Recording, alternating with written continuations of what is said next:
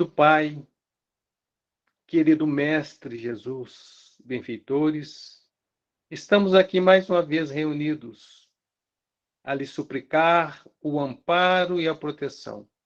Ilumine, Senhor, a todos nós, para que o nosso raciocínio corra numa forma tranquila e docifique também os nossos corações, para que o amor penetre dentro dele. Ilumine, Senhor, em especial essa noite, a nossa querida amiga e expositora Eleuze, para que ela possa trazer o estudo e ser uma ponte entre o mundo maior e até nós. Abençoe a todos os lares e com a prece que meu amigo Jesus nos ensinou, é com essa linda prece que pedimos a permissão para dar por aberta a reunião dessa noite. Pai nosso que estais nos céus, santificado seja o vosso nome. Venha a nós o vosso reino. Seja feita a tua vontade, aqui na terra como em todo o universo. O pão, Senhor, do Espírito e da matéria dê-nos hoje. Perdoai as nossas ofensas, assim que possamos perdoar aqueles que nos têm ofendido. Não nos deixeis trilhar o caminho da imperfeição e nos livre do mal. Que assim seja. Então, hoje nós vamos ter a alegria de receber a nossa querida companheira da nossa casa Caravana de Luz, Leuze, e ela vai trazer um tema bastante interessante, né? Tenhamos esperança. A palavra é sua, Leuze, e Jesus te abençoe. Amém. Muito obrigada, Sérgio. Com o coração cheio de alegria que eu estou aqui essa noite, matando a saudade de ver cada um de vocês que vão aparecendo aí no começo, né? Amigos queridos, alguns que eu não conheço, mas é dessa alegria radiante em meu coração que eu desejo a cada um de vocês muita paz, que a paz de Cristo esteja com cada um de nós essa noite, no momento em que vamos falar do Evangelho de Cristo e da doutrina espírita. Essa doutrina tão consoladora que nos auxilia e nos faz, à medida que nós vamos conhecendo-a, vivendo-a, ter esperança, cada vez mais esperança de viver. E, como o Sérgio disse ali, eu reitero o convite para que cada um de nós, nesse momento, possa estar de verdade dentro dessa reunião.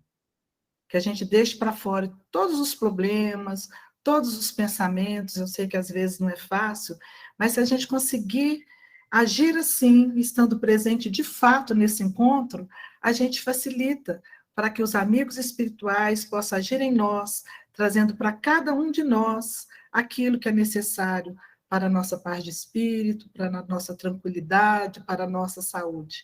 Então a gente faz, né, um esforcinho aí. E como sempre, eu adoro prestar muita atenção nessas lições que são lidas antes de começar a palestra, porque eu sempre fico impressionada o tanto que se adequa àquilo que a gente vai falar, né? Não existe coincidência, a gente sabe, mas vem assim direto. Então, quando o Sérgio leu ali, não estava no meu estudo, mas quando ele vem falando ali do rio, seguindo o caminho, da espiga de milho que começa a brotar, começa a nascer grão por grão, do caminho, né, que a gente percorre, eu achei interessante porque o rio, ele sempre tem esperança de chegar ao mar, mas no seu caminho ele vai fecundando a terra e fazendo com que a terra seja melhor. Mas a esperança dele, a certeza dele, a vontade dele é de chegar no mar. Esse caminho que a gente segue também, existe um caminho a ser trilhado que nos acolhe. E a esperança nossa é que possamos percorrer esse caminho da melhor forma possível, né? Para nós e para aqueles que estão à nossa volta. E ele fala também da espiga, que vai brotando ali um a um, cada baguinho daquele, e que a espiga, ela tem essa vontade, ela tem a esperança de ser uma espiga melhor, uma espiga preenchida, que faça alegrar ao produtor por estar colhendo aquilo que plantou. E o produtor, por seu lado, tem esperança de colher essa espiga da melhor forma possível, né? Que elas tenham grãos saudáveis, que faça recompensar o seu trabalho. Então, eu acho interessante essas lições, porque elas sempre falam de alguma coisa do estudo que a gente vai trazer. E o estudo de hoje é Mantemos a Esperança, né? Que a gente possa manter essa esperança. E eu vou começar com uma historinha para nós. É a historinha da Pandora. Pandora, algumas falam Pandora, outras Pandora, né? A Pandora era uma princesa da Grécia, a Grécia Antiga, e ela era muito, muito linda, ela era belíssima. Ela era tão bela que fazia com que os deuses ficassem ciumentos de sua beleza. E um dia ela recebe uma caixa de presente desses deuses. Era uma caixa misteriosa e uma caixa muito linda.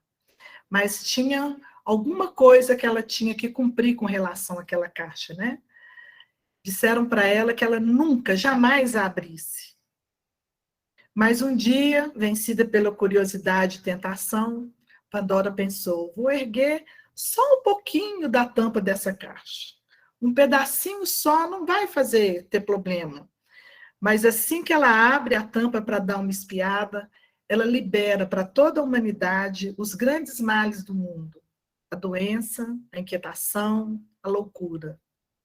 Ela ficou muito desesperada com o que aconteceu. E um dos deuses, compadecido do seu desespero, permite-lhe a ajuda a fechar a caixa a tempo de prender um único antídoto que torna suportável a infelicidade da vida: a esperança. Dentro da caixa de Pandora ficou somente a esperança. Mas é pouco, gente, ficar somente a esperança? Será, né, que ficou somente, mas será que é só? Então, há duas maneiras da gente interpretar essa história. Para aqueles pessimistas que vivem sem esperança, que vivem sem alento na vida, ele pode pensar assim: ah, mas a esperança ficou presa na caixa, por isso que eu sofro.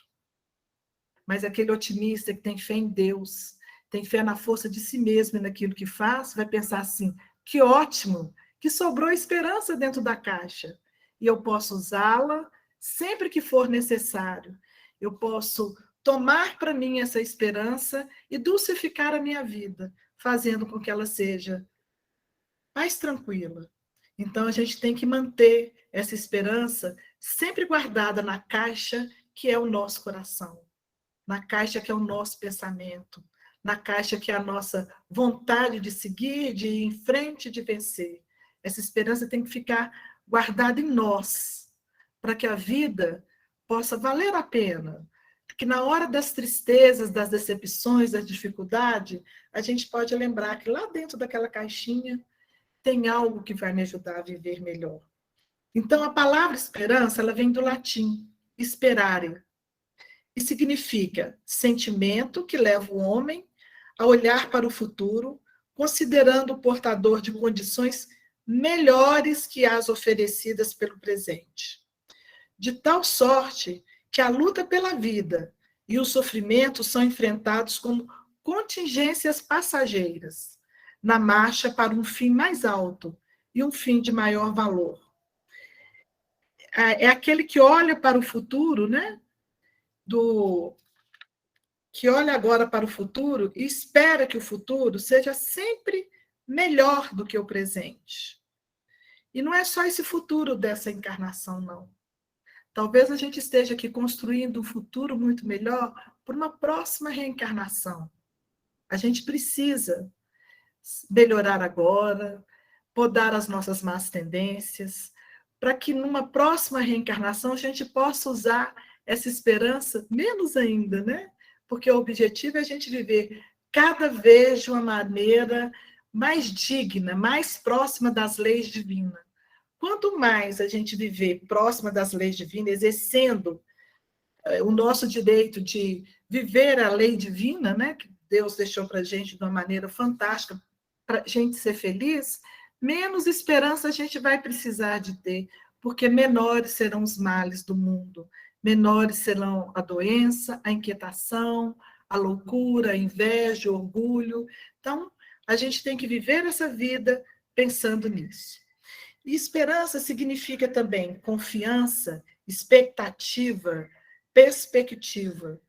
Segundo o dicionário, é a expectativa de um bem que se deseja. Sendo assim, a esperança é uma grande consoladora. O que me move é o que eu vou conquistar. Eu tenho esperança de obter algo na vida. E quando a gente fala em obter algo, não só uma coisa material, penso até que principalmente algo imaterial. A minha esperança é de ser um ser melhor. A minha esperança é de fazer algo melhor para a humanidade. Mas nada impede que a minha esperança também seja de ter um carro, de ter um estudo, de oferecer algo melhor para os meus filhos. Só que essa esperança diz respeito às coisas árduas e difíceis, e que às vezes não depende apenas da vontade de quem espera, mas de circunstâncias externas também, o que torna essa esperança, às vezes, incerta e falível. Aí eu vou compartilhar com vocês uma esperança minha, que era de fazer uma viagem.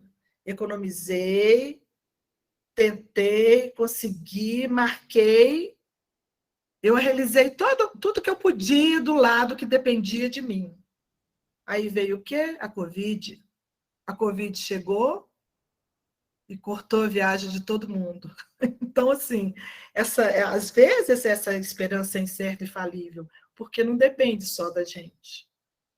Mas aí o que eu vou fazer? Eu vou desesperar? Eu vou ficar praguejando? Maldizendo a vida? Ah, meu Deus, eu não pude fazer. Ah, eu não fiz essa viagem que eu esperei durante 15 anos. E daí, se não fiz a viagem, às vezes é a bondade divina agindo ao meu favor. Enxergar esse momento que não foi como eu esperava que fosse, mas talvez se eu tivesse ido, podia ser pior.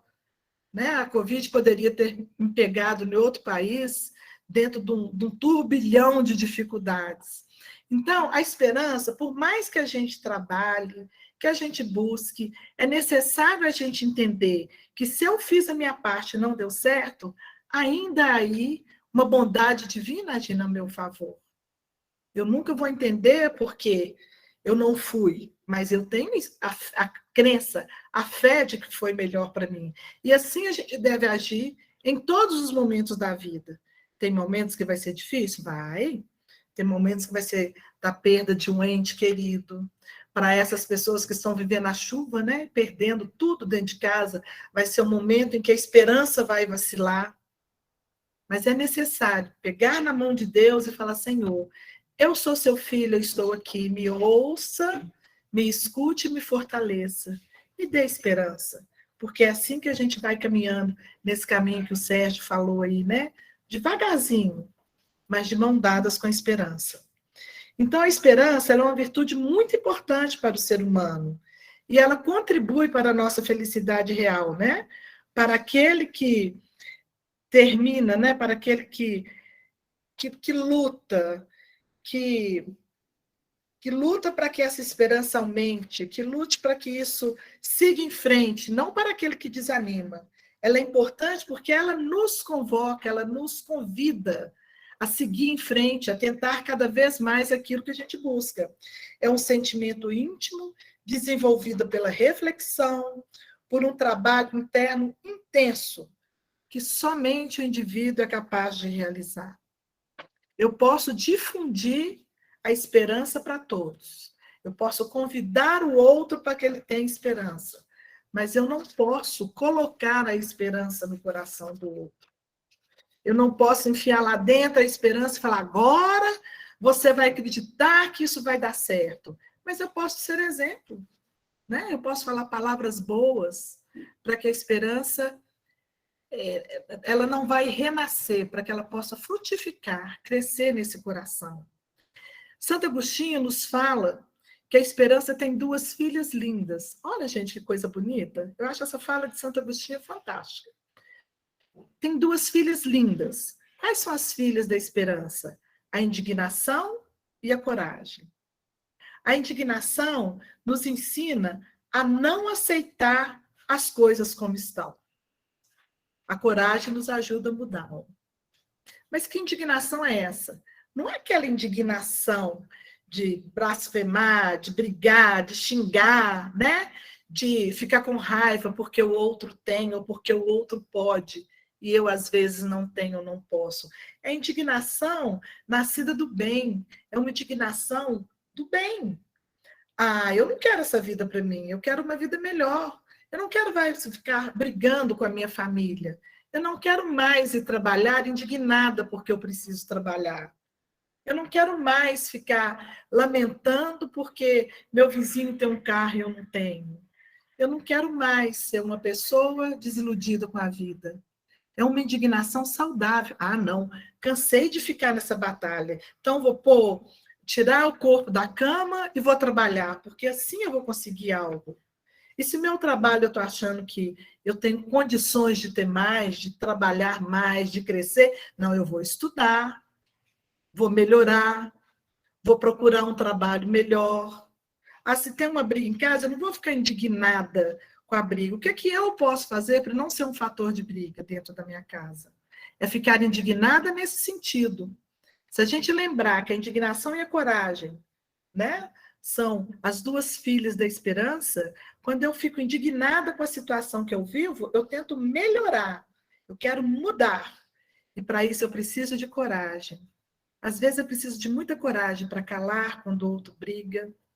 Às vezes é preciso de muita coragem para levantar às 5 da manhã e trabalhar, sair do trabalho, ir para um curso à noite para poder estudar.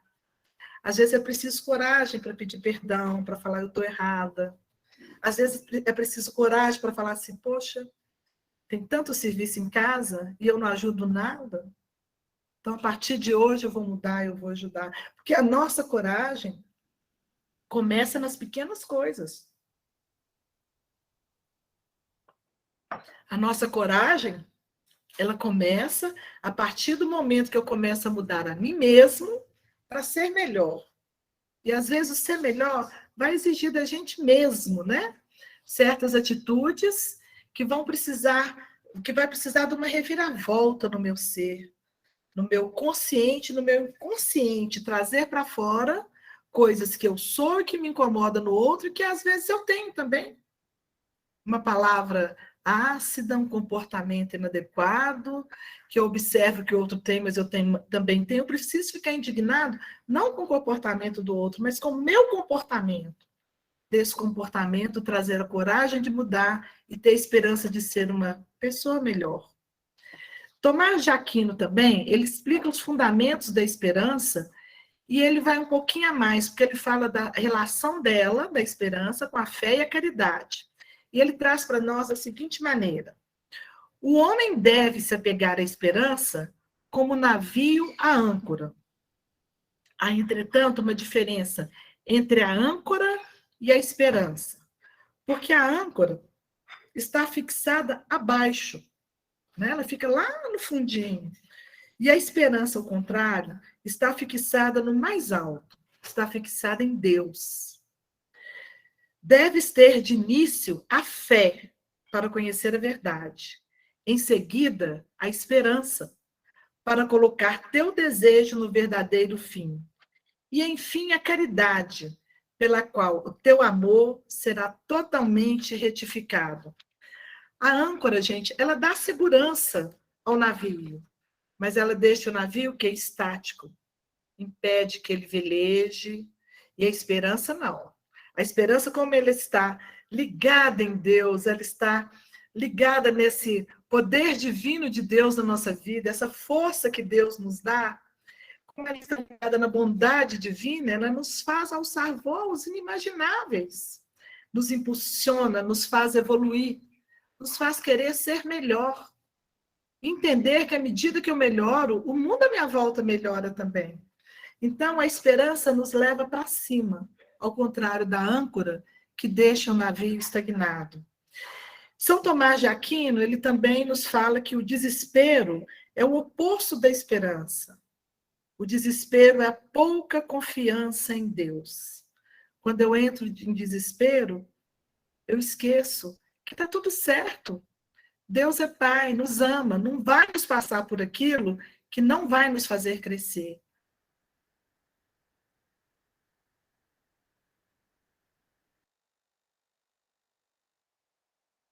Quando difícil a situação que eu estou vivendo, há um motivo para Deus me deixar passar por aquilo.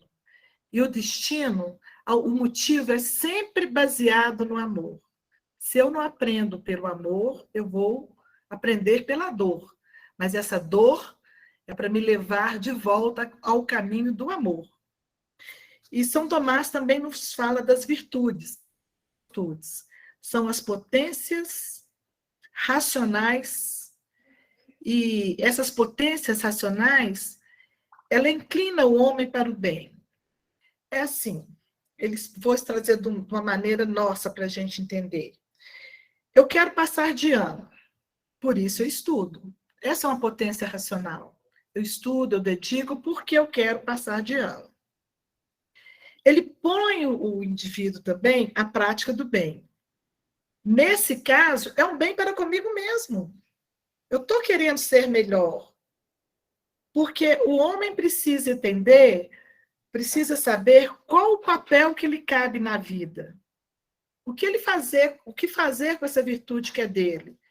Ele precisa buscar a parte que lhe cabe na obra da criação. E quando ele acha essa parte que lhe cabe na obra da criação, a primeira coisa que ele entende é que ele precisa amar a Deus sobre todas as coisas e ao próximo como a ti mesmo. E se ele luta para conseguir essa virtude, né, que já existe nele, para desenvolver essa virtude, essa potência racional de ser melhor, ele vai querendo o melhor para o outro também. Se isso não está calcado, né, no orgulho e no egoísmo. Mas a virtude é do bem. A virtude é algo que Deus nos deu para que sejamos melhores. Então, como é virtude, à medida que eu vou entendendo e buscando o que é bom para mim, que eu tenho esperança de alcançar, eu também quero esse bem para aqueles que estão ao meu redor. Eu também quero esse bem para a humanidade na qual eu estou inserido. E São Tomás, ele traz para a gente assim, há duas espécies de virtudes, as adquiridas e as infusas. As virtudes adquiridas são principalmente 4: prudência, justiça, fortaleza e temperança. Por que adquiridas? Porque com o passar do tempo, conviver, a gente vai aprendendo, né? Agir cada vez com mais prudência. Aquilo que eu fiz, que já me levou a um desastre, a alguma coisa ruim, eu vou ter, opa, peraí. Sabe aquelas fofocas que às vezes viram uma bagunça na vida da família, e a gente fala, a gente é o fofoqueiro da família. Aí um dia dá uma bagunça, você fala, opa, peraí, tem que segurar mais a língua. A gente vai aprendendo a agir com essa prudência. A gente vai aprendendo a exercitar mais a justiça na nossa vida.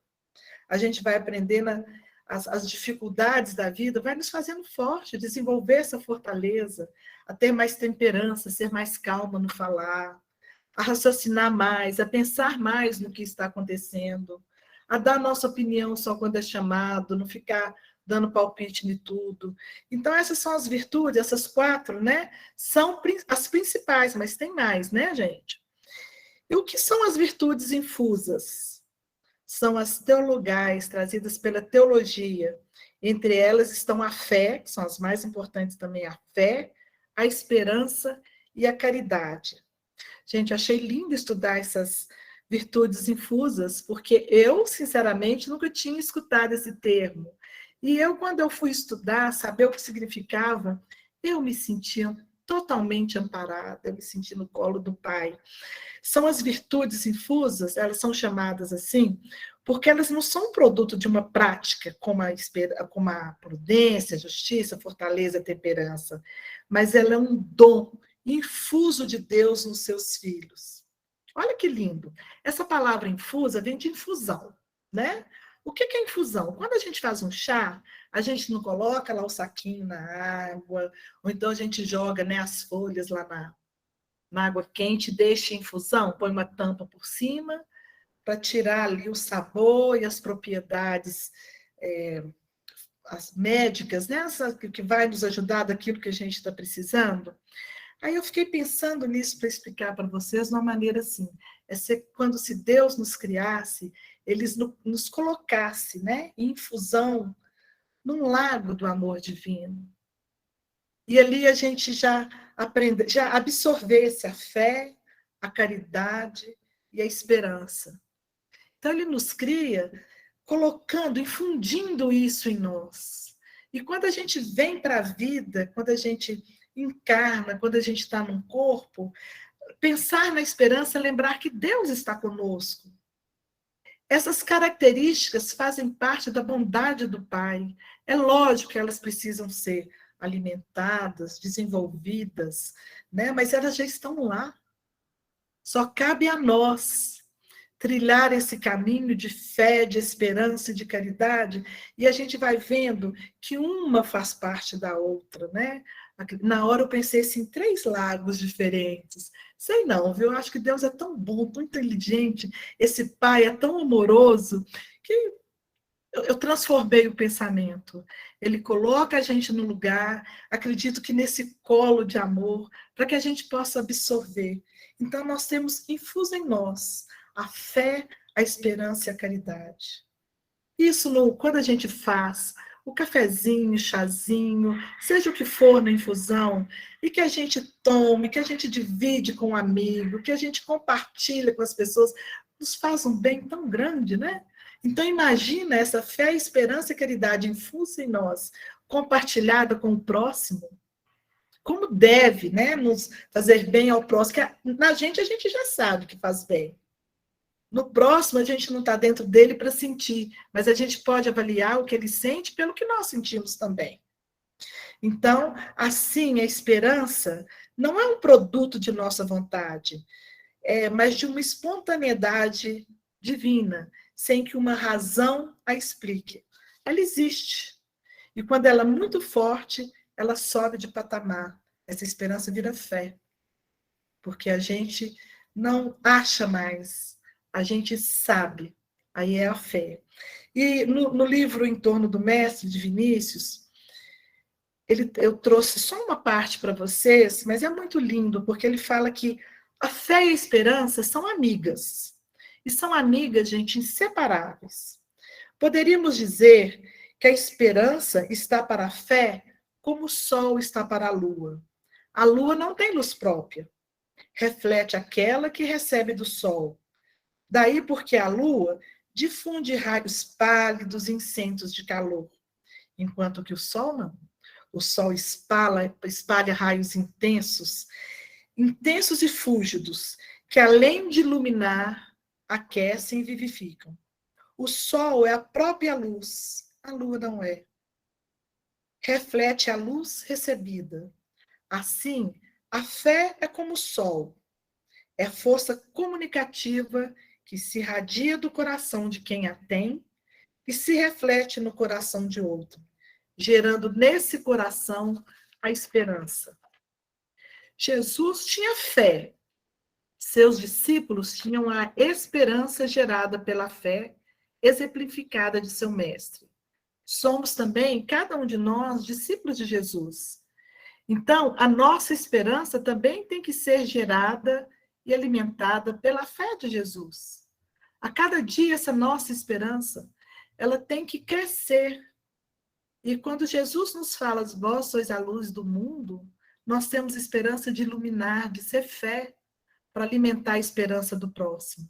Aí ele continua, a esperança faz nascer no coração do homem as boas e nobres aspirações.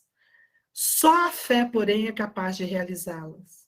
A esperança sugere, a fé concretiza. O que a nossa esperança tem nos sugerido?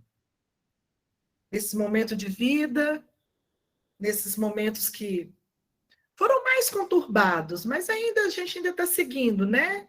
Alguns perderam emprego, alguns perderam anos de estudo, alguns voltaram para o mesmo ano, mas estão com dificuldades. Algumas famílias tiveram que morar mais próximas ou morar juntas.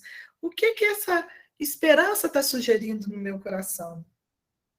É como eu estou agindo como discípulo desse Jesus, como a fé dele está refletindo em mim. Eu estou absorvendo essa luz que é a fé? Ou estou deixando que ela nem chegue próximo de mim? Que ela seja rebatida? Que ela se esplaie sem chegar a iluminar a esperança? Que é uma virtude minha. Então, como um discípulo de Cristo, eu tenho que permitir que essa fé que vem dele encontre a esperança que Deus colocou e que habita em mim e que a faça crescer. É essa busca que eu tenho que ter, né? A fé natural, ela é totalmente indispensável, gente, à vida cotidiana. Ela é necessária, né? E não se adquire essa fé sem ter passado pelas provas da dúvida. Ah, acho que eu não tenho fé, não, que eu tenho dúvida. Na história da humanidade, quando a gente estuda os grandes nomes, quando a gente lê as histórias dos discípulos de Cristo, quem nunca duvidou? A dúvida, às vezes, nos leva a estudar, conhecer e chegar no racional, né? Chegar naquilo que é necessário, Virginia, a página aqui, para que ela cresça, para que ela germine mais como aquele grão de trigo do início lá, para que os grãos sejam mais fortes, mais saudáveis, que vai trazer alegria não só do grão, que sou eu, mas do Criador. Percebendo que, como filho, como virtude que trazemos em nós do bem que ele nos legou, a gente está fazendo por onde merecer.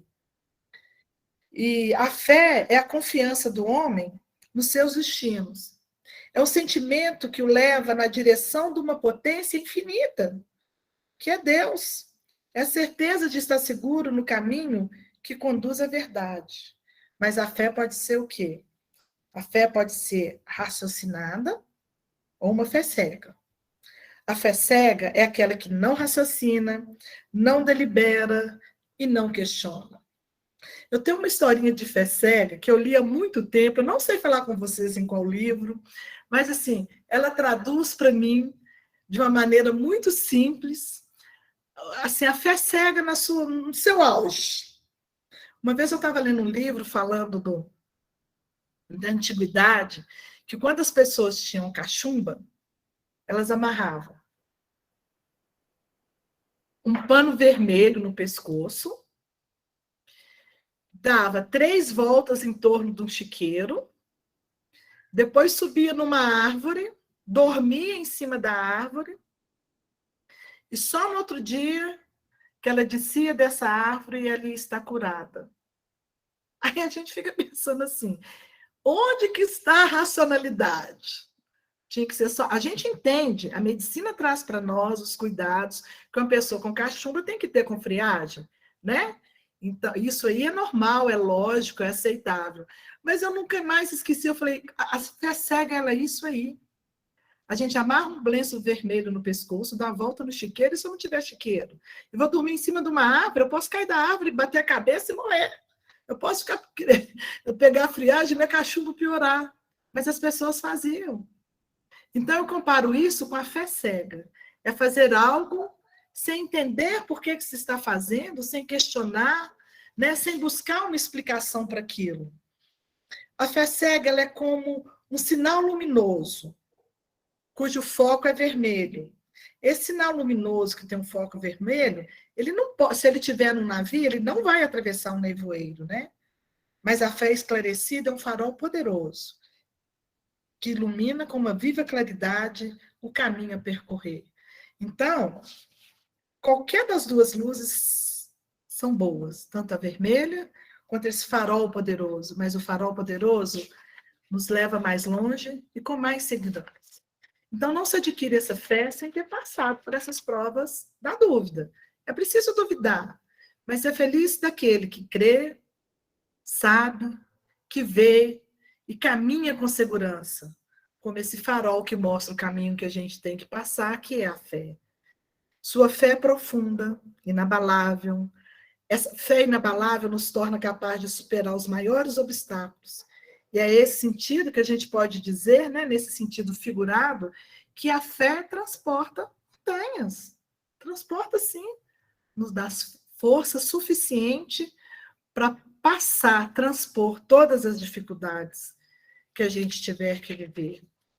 Tem uma definição de fé que eu acho muito linda também, que é uma definição do padre Fábio de Mello. Está no livro dele, Crer ou Não Crer. Eu vou ler, que hoje eu trouxe para compartilhar com vocês, e essa definição de fé dele me mostrou a maneira mais humana de chegar até a fé divina.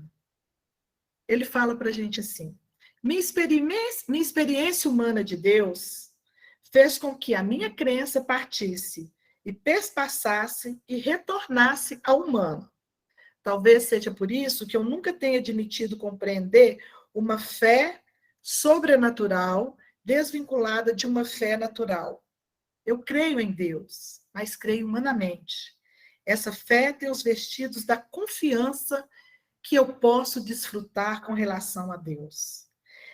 Sim, ela é um dom sobrenatural. A igreja me diz, a religião me diz, a doutrina me diz, mas é um dom bem mais vivido à medida que desfruto de uma proteção também humana que me permite amadurecer, desfrutar de estabilidade afetiva, desenvolver vínculos de confiança e de esperança. Aí ele fala para a gente assim: a fé natural é absolutamente indispensável à vida cotidiana. A todo momento, eu preciso crer que o padeiro não envenenou a massa do pão, que o taxista não jogará o carro da ponte. Só a partir dessa crença corriqueira e sem nenhuma transcendência a vida é suportável.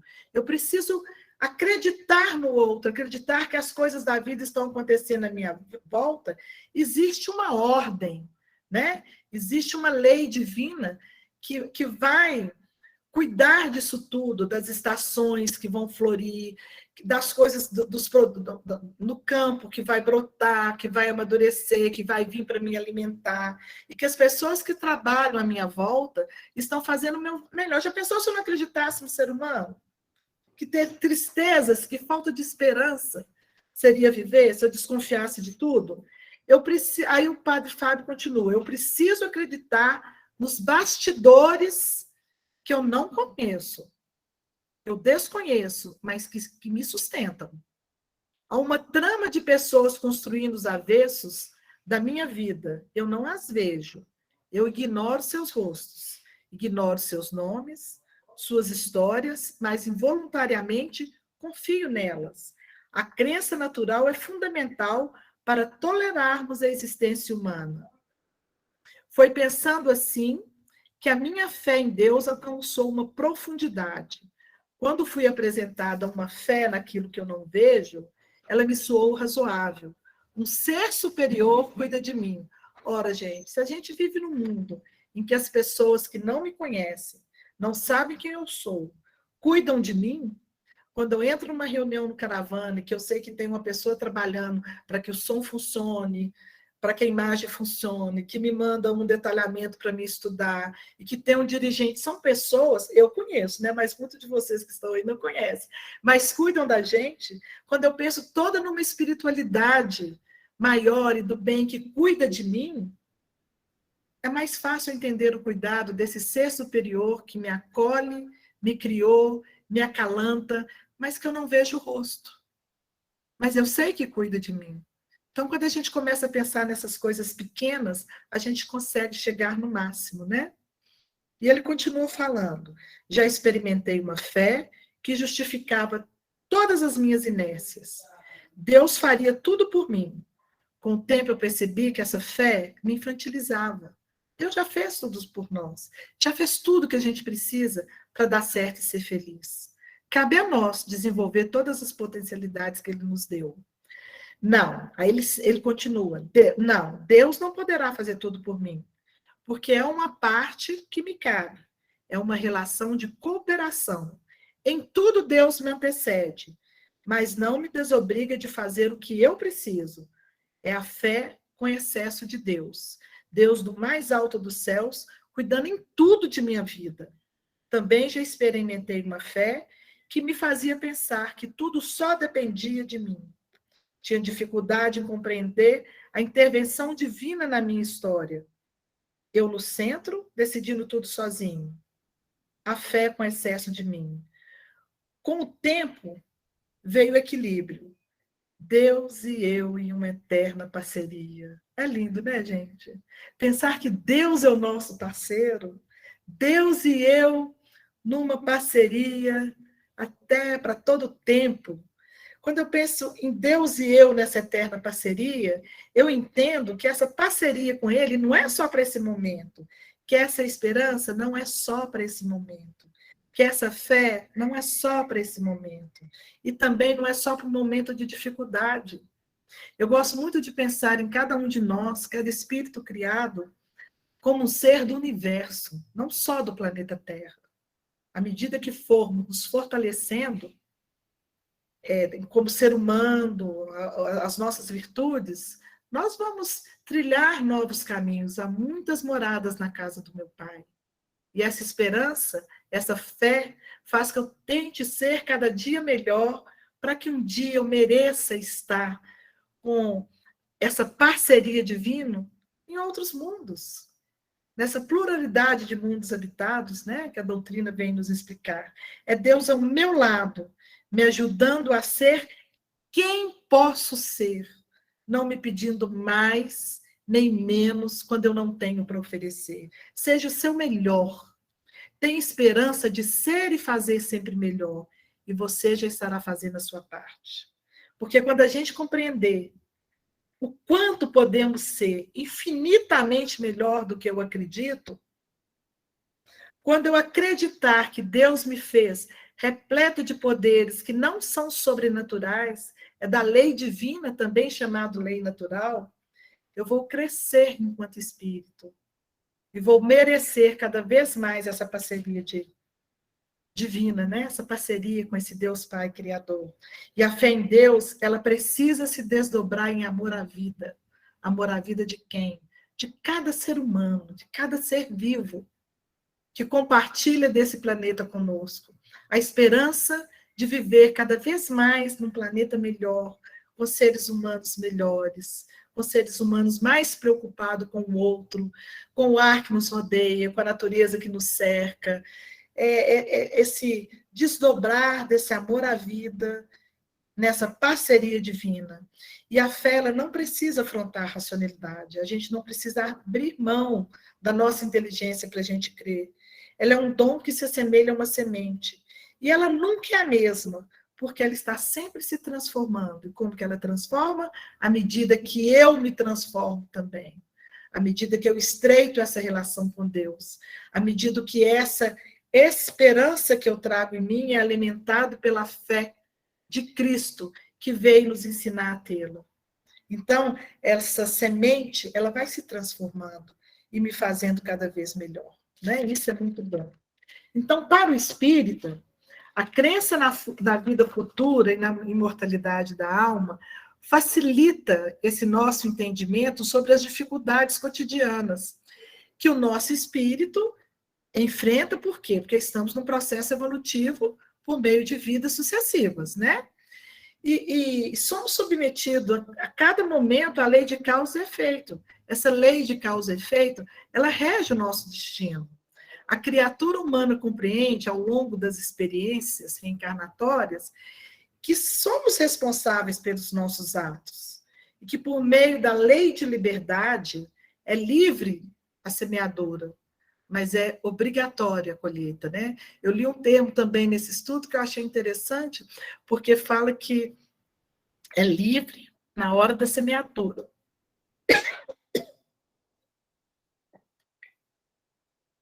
Mas somos escravos no momento da colheita.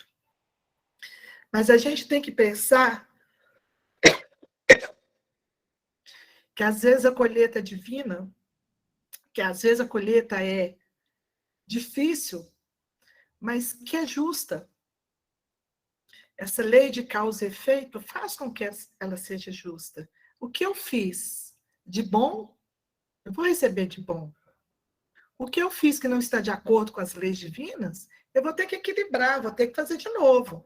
Eu vou ter que deixar as leis harmonizadas como elas devem ser. Aí ele fala, nessa parte, ele fala que... Não, eu não coloquei aqui, gente, mas não é palavra minha. Daqui a pouco, lá no final, vai ter. É livre na hora da semeadura, mas é escrava no momento da colheita. Mas a gente tem que lembrar que na hora dessa colheita, que nós vamos ter que passar por ela, vamos ter que reequilibrar as leis divinas, a justiça divina anda junto com a misericórdia divina. E vai estar sempre ao nosso lado, nos ajudando na hora de colher, seja através de um amigo, seja através de uma oração, seja através da família, seja através de uma reunião, assim como a gente está participando, mas a misericórdia divina vai estar sempre presente, né? E aos poucos vai fazendo com que a gente compreenda que as dores e os sofrimentos são decorrentes de nossas ações presentes ou nossas ações passadas. E que essas dores e sofrimentos vão constituir-se em valiosas oportunidades de aprendizado, seja pela prova redentora, ou seja pela uma expiação libertadora. Porque lá em Romanos, Paulo traz para nós que tudo que dantes foi escrito, para que pela paciência e consolação das Escrituras tenhamos esperança. Porque tudo que dantes foi escrito, se escrevemos mal, que tenhamos esperança de ter aprendido para escrever a nossa história melhor agora, né? E em Coríntios ele fala para nós: agora, pois, permaneçam a fé, a esperança e o amor. Estes três, mas o maior destes é o amor.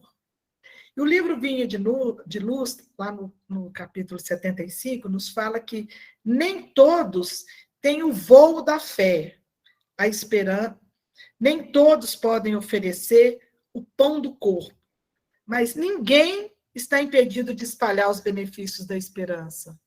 Olha que interessante essa fala lá em Vinha de Luz, que Emmanuel traz para a gente. Porque ele fala que nem todos têm essa fé desenvolvida, clara, essa fé firme, né? Muitos não podem oferecer o pão que alimenta o corpo, mas os benefícios da esperança todos podem trazer. Porque a esperança não precisa de ser uma coisa material. A esperança pode ser uma palavra, pode ser um colo, pode ser um exemplo. Todos podem oferecer isso. Quem ainda não fez a sua fé despontar, porque ela é um dom infuso, né? Mas ele ainda não despertou, não pode falar sobre fé com o outro, porque ele ainda não despertou essa fé nele. Mas da esperança, a gente não precisa matar a esperança no nascedouro. Tem gente que é assim, né? Estou estudando para fazer concurso. Não vai passar, não. Ninguém passa nesses concursos, é difícil demais. Arrumei um namorado bom, agora vou casar. Nem, hoje ninguém quer nada com casamento, não. Tem pessoas que tudo que a gente fala, ela fala alguma coisa para matar a esperança que existe em nós. Mas a gente tem que ser forte, né? A gente tem que alimentar essa esperança com fé. E às vezes a gente não precisa nem retrucar. Você não vai passar, não vou. Aí a gente pensa, vou sim. Posso não passar na primeira vez, mas como eu estudo, como eu tenho esperança, eu tenho fé que eu vou conseguir. Então a esperança a gente sempre pode estar utilizando em todos os momentos da nossa vida. E no Fonte Viva também, no capítulo 94, ele traz um comentário de uma passagem de Paulo. Emmanuel traz um comentário sobre uma passagem de Paulo. E ele fala: o capacete é a defesa da cabeça em que a vida situa a sede de manifestação do pensamento.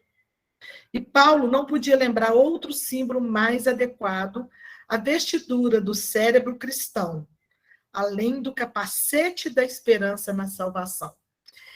E outras coisas que eu fui lendo e fui comentando, que também me despertou assim, uma grande curiosidade, uma observação muito boa, é porque Paulo fala em capacete da esperança.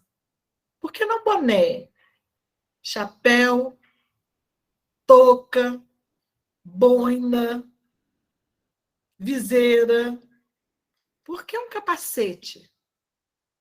Interessante isso, né, gente? Porque o capacete é o que a gente põe quando vai à luta. E para a gente buscar essa salvação, não é essa salvação de falar assim, eu fui salvo, a salvação do ser novo, né? Do homem novo que existe em nós. A salvação desse ser divino, que um dia vai encontrar a plenitude, vai ser um ser mais evoluído. A gente precisa do capacete, porque o capacete a gente usa para ir à luta, para buscar domar as nossas más tendências. Precisa ser uma coisa forte, que nos protege, que não nos faz desistir. O bonezinho é para diversão, a boina é para sair, curtir às vezes à noite, um chapeuzinho de palha, mas não. Quando a gente quer mudar mesmo, a gente precisa de algo que nos proteja, que não nos faça desistir dessa luta. Então, é o capacete da esperança que a gente precisa usar. E no Vinha de Luz também, no capítulo 58, Emmanuel traz para a gente, quando, pois, te encontrares em luta imensa, recorda que o Senhor te conduziu a semelhante posição de sacrifício, considerando a probabilidade de tua exaltação. Não é para você ficar lá no chão caído, sofrendo, não. Né? Para você, essa luta é para te exaltar, te jogar para cima. E não te esqueça de que toda crise é fonte sublime de espírito renovador para os que sabem ter esperança. Se eu cair, se eu estou sofrendo, se está difícil, o objetivo não é ficar ali, é sair mais fortalecida. Lembra lá que nós falamos das virtudes, né, que são adquiridas, são essas aí, né? Essa força, sair mais forte, com mais temperança, com mais vontade de viver. E a gente lembrar sempre, lá em Vinha de Luz também traz para a gente, que Jesus espera por nós. É preciso evitar o pessimismo crônico, renovar as atitudes mentais na obra que fomos chamados. Você já pararam para pensar isso? Que obra que eu fui chamada a fazer?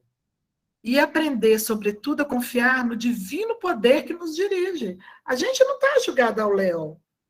Quando a gente passa por uma dificuldade, nós não estamos ali abandonados, sendo pisoteados, sofrendo, né? Jesus espera por nós, caminha, vem, eu estou aqui. Você é forte. Aumente a sua esperança com a fé que eu te ensinei a ter, que eu trouxe aqui na Terra para que você aprendesse a viver melhor. Aprende a confiar no divino poder que nos dirige e segue. Muitos entendem essa esperança como esperar estático, né? Sem nada para fazer. Eu vou ficar aqui, Deus é grande e vai me ajudar. A gente que acha que não precisa fazer nada em prol dessa espera. Ao contrário, gente, por ser uma virtude, ela é uma força ativa, ela é uma força atuante, e não um desejo vago, paralisante, né? Não se pede a ninguém que faça ações grandiosas, mas somente que cada um cumpra os deveres ao seu redor a cada dia. Já pensou como que isso assim é profundo? A gente às vezes não consegue cumprir nem o mínimo. É o nosso dever de cada dia, a gente vai postergando, né?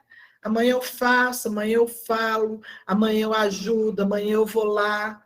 A gente vai deixando isso aí, a gente não faz o mínimo que tem que fazer. Muitos têm essa esperança da paz no mundo, mas não se esforçam para estar em paz consigo mesmo, em paz com aqueles que estão ao redor. Então, a esperança real, ela não se angustia com o futuro, ela faz de melhor naquele momento. Ela vive com sentimento de segurança, de alegria de quem sabe que há um Pai Criador e que esse Pai ama infinitamente seus filhos. E que a sua vontade, a vontade desse Pai, é que ocorra sempre o melhor para o aprendizado e a felicidade de suas criaturas. Ainda que o melhor ainda possa nos trazer uma dor, um desconsolo, uma angústia, mas vai passar. No Evangelho segundo o Espiritismo, no capítulo 6, o Cristo Consolador, Allan Kardec explica que a fé é a base da esperança, capaz de enfrentar misérias, decepções, dores físicas e perda de seres amados. Isso ocorre porque encontram consolação na fé no futuro e na confiança quanto à justiça de Deus. São esses os ensinamentos que o Cristo veio trazer aos homens. Se confia em Deus, tudo que Ele permite que eu viva, me é devido. E é para me ser uma pessoa melhor. E no tocante àquele que nada espera após a morte do corpo físico, ou que tem dúvidas, angústias, tribulações, podem se tornar um grande fardo. Qualquer angústia que eu tenho, qualquer tribulação é um fardo, porque eu acho que eu tenho que viver tudo de melhor nessa vida, absorver só coisas boas, que essa vida não vai me trazer nada de ruim, que eu não sou responsável por nada que eu estou vivendo. Portanto, é preciso que se tenha uma esperança baseada na confiança plena de que tudo acabará bem. Porque essa confiança de que tudo acabará bem é calcada nas leis divinas que regem o universo com uma precisão infalível. Não existe acaso nas ocorrências do mundo, mas sim uma lei de causa e efeito. E essa lei se ajusta perfeitamente às ações atuais e pretéritas, nessa existência ou existências precedentes, de cada indivíduo, de cada grupo social. Assim, aquele que atende a seus deveres, que faz tudo o que precisa com responsabilidade, ele vai compreendendo que ele está dentro de um plano maior, espiando que lhe seja melhor dentro do processo educacional do espírito. Existe um objetivo educacional naquilo que a gente passa, seja bom ou seja ruim. O problema é que, às vezes, a gente aprende mais com o que a gente acha ruim do que acha bom, né? O bom deixa a gente mais relaxado, mas eu não estou nem aí. Agora, quando vem uma coisa que dá uma chocalhada, a gente fala, epa, peraí, deixa eu ver como que eu estou vivendo. E enche o coração de esperança para fazer o melhor, para viver melhor.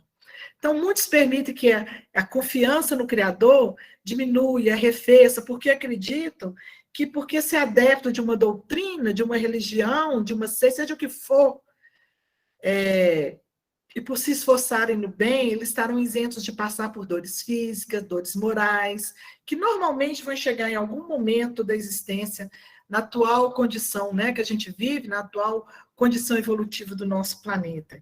E lá no Livro dos Espíritos, na questão 924, os espíritos superiores explicam que todos os homens, mesmo os mais justos, devem se resignar e sofrer sem murmurar pelos males que os atinjam, e que podem sempre aurir consolação na própria consciência, que lhes proporciona a esperança de um futuro melhor, com a condição de que façam o que sejam preciso para conquistá-lo. Gente, então, um futuro melhor, somos nós que temos que conquistá-lo. Não é Deus que vai mandar do céu para a gente.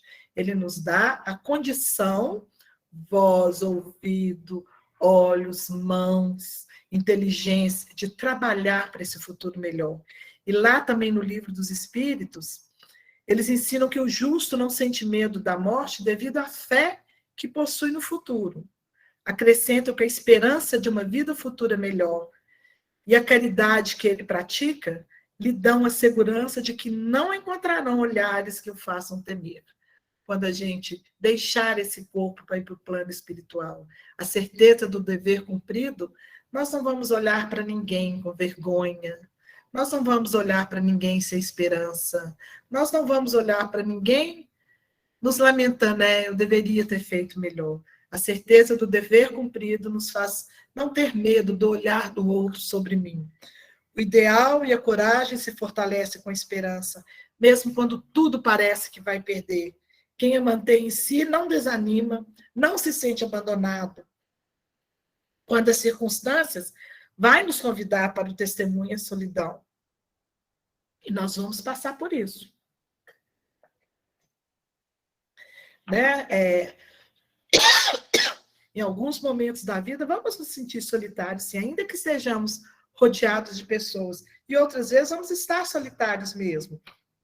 O homem justo, nas horas de amargura, lembra-se de Jesus e agradece as vicissitudes, porque com ele a vida é esperança.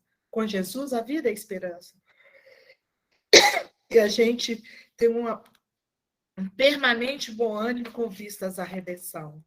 Então, a palavra esperança, ela deve nos remeter imediatamente a algo positivo. É aquilo que torna possível a realização de um desejo. Desejos realizados são o que mais buscamos ultimamente. Então, que esses desejos que a gente busca realizar possam ser os melhores para todos nós. O que nos impede de realizar esses desejos? A falta de confiança em nós mesmos, a falta de esperança em nós mesmos, a falta de fé em nós mesmos. Muitas vezes não acreditamos em nossa força interior, e é o primeiro grande obstáculo que temos que vencer. Dificuldades, pedras no caminho, parece estar à nossa disposição no caminho que a gente anda. E os nossos olhos encontram essas dificuldades com muita facilidade, né? E esse encontro pode produzir efeitos negativos, como estagnação, ou positivos, como enxergar a oportunidade de mudança e evolução. Uma das formas para aproveitarmos essa oportunidade de crescimento é focarmos na solução do desafio que está à nossa frente. Não interessa o tamanho que ele tem. O que importa é o nosso desejo de vencer. E se temos desejo de vencer, vamos conseguir. Porque a fé que Cristo veio trazer nos ensinou a ter esperança para viver. Né? E é nesse ponto, entre a fé de Cristo e a esperança que nos anima, que nos consola, que nos encontramos com essa falada esperança que Deus colocou em nós quando nascemos, né? Essa esperança infusa. E é preciso que a gente dê a ela uma força especial para que a ação necessária para a conquista das soluções façam parte da nossa vida. Então, que a fé que habita em todos nós, assim como a esperança, continua sendo essa luz, como a luz do sol que alimenta a lua, que a fé possa também alimentar a nossa esperança, para que possamos estar trilhando o melhor dos caminhos, nesse caminho, né? Nessa progressão, nessa ânsia, nessa busca que a gente tem de estarmos voltando ao colo do nosso Pai Criador. Que Deus ilumine a cada um de vocês, que Jesus traga muita paz ao coração de cada um de vocês e que vocês possam ter uma semana maravilhosa. Muito carinho para todos vocês. Fiquem em paz.